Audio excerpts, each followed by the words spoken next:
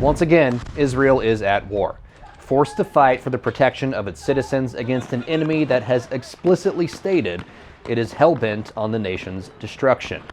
Just like in previous wars, when the fighting risked boiling over into a full-scale regional conflict, those risks remain today.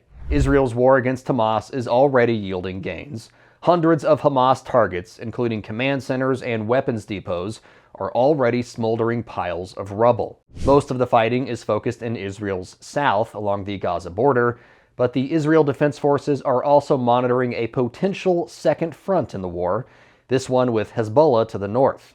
Israel says suspected Hezbollah fighters already launched mortar rounds. To deter Israel's other enemies from joining the fray, namely Iran, the United States deployed the USS Gerald Ford aircraft carrier and a number of guided missile destroyers to the eastern Mediterranean. The Ford is the world's largest and most advanced aircraft carrier.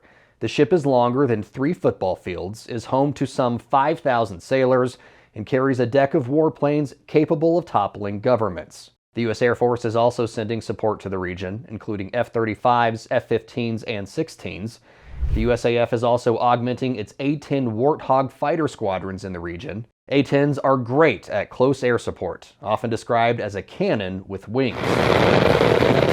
The added mass of warships, fighter jets, and support craft is clearly a show of force. Up to this point, the deterrent seems to be working for the most part. Iran is not mobilizing its forces to enter the fight in Israel. But the relationship between Iran and its terrorist proxies, Hamas and Hezbollah, is well established. Iran gives money, weapons, and training to the terrorist groups. It's why some in the West are accusing Iran of playing a central role in the recent attacks. After all, senior members of Hamas and Hezbollah said Iran's Revolutionary Guard forces helped plan the attack. The Wall Street Journal is also reporting Iranian security officials greenlit the attacks during an in-person meeting the Monday before. The US, France, and other countries have not specifically blamed Iran for the attacks. Iran's supreme leader denied his country had anything to do with the massacre of innocents, but celebrated it nonetheless. Iran's involvement aside, there's also a claim another familiar foe had a part in training Hamas, Russia's Wagner private military company. Ukraine's Center for National Resistance said information out of Belarus shows when Wagner fighters left the country earlier this year and traveled to Africa, it was to train Hamas fighters on how to use unmanned aerial systems on the battlefield. According to the CNR, of all of Hamas's allies, only Russia has the tools and battlefield experience to teach Hamas how to use drones to drop bombs on tanks or as guided artillery. If this information proves true, it would bolster the argument Russia and its allies in the Middle East are working to sow even more chaos in the world.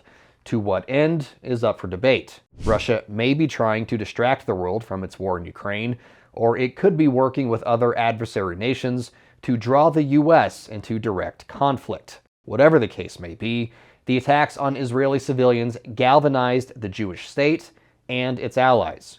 In a joint statement, the leaders of France, Germany, Italy, the UK, and the US all expressed their, quote, steadfast support for the state of Israel and the unequivocal condemnation of Hamas and its appalling acts of terrorism.